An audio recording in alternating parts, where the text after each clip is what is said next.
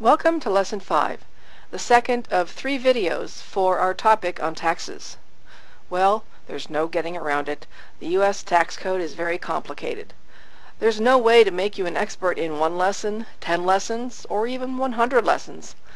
Nonetheless, in this lesson and in Lesson 6, we'll point to a few provisions of the tax code that are of highest interest to most taxpayers.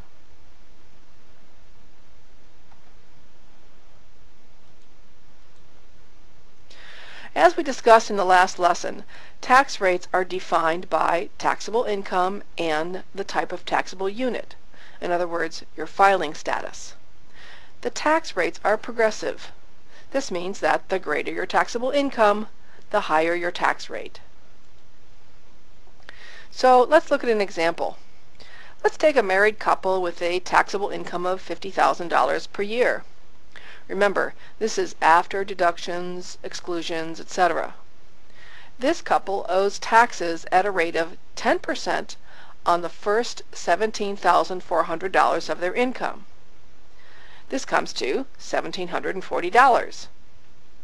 Now, let's move on to the next tax bracket. Then they'll pay 15% on the difference between $17,400 and $50,000. This is 15% times 32,800 or $4,920. So this amounts to a total tax bill of $6,660. As if the tax code is not difficult enough, different types of income are taxed at different rates. The typical tax rate shown earlier on the previous page is the tax rate on general income and is sometimes referred to as the earned income rate. There are other rates for other types of income. Generally, these rates deal with investment income. The dividends paid by a company are either ordinary dividends or qualified dividends. Taxes on qualified dividends are paid at a special flat rate. The profit when you sell something for more than your calculated purchase value is called capital gains. They are subject to their own special rate table.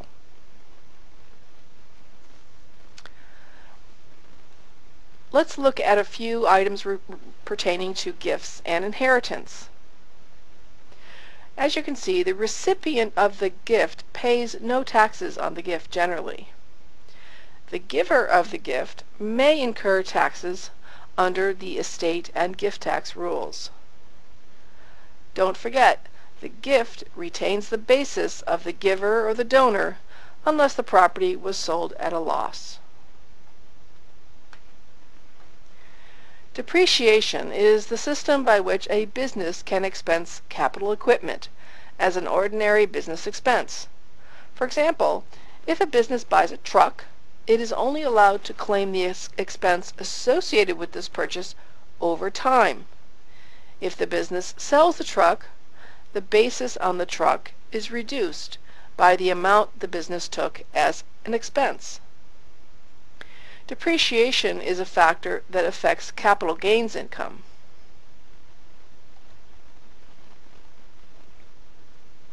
Let's look at capital gains on the sale of your house. When you sell your house, you can exclude up to $250,000 in profit from your taxable income if you're single, or $500,000 for a married couple. There are certain exceptions around this, so be sure to read up on this if this pertains to your situation. Let's briefly touch on the Alternative Minimum Tax, or AMT. In 1969, during an era in which much was made of the wealthy paying less taxes than others, the United States Congress enacted a parallel tax calculation with greatly reduced deductions and a separate set of tax rates to reform the inequities in place at the time. This was instituted before the high inflation of the 1970s, when much of the tax code was indexed for inflation. The alternative minimum tax was not indexed, and so now many middle-class families are potentially subject to this burden.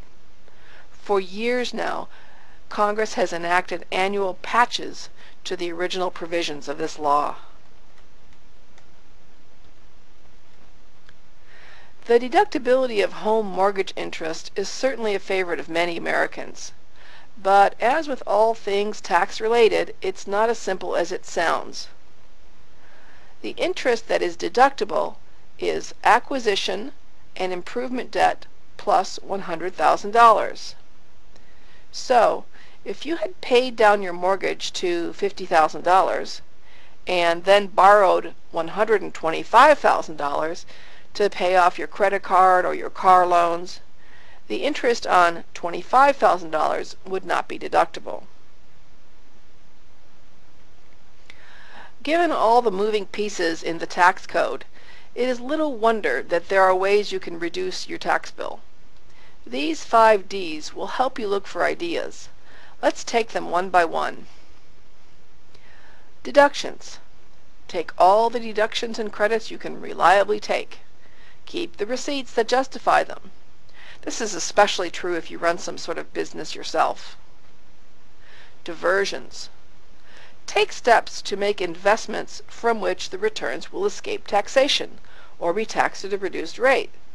Some examples are student 529 plans, health savings accounts, and Roth IRAs. The next category is deferrals. Take steps to defer taxes until future years, perhaps with an IRA or employer retirement plan. Next we have deflections. Transfer assets to someone in a lower tax bracket. Transferring taxable college savings to your child may be a good choice. Finally, we have diminution. This is a bit of a catch-all category of ideas that you may pick up in the readings for this week. The U.S. tax code is massively complex, and we have really only scratched the surface. In the next lesson, we'll talk about preparing to file your taxes and how to get help.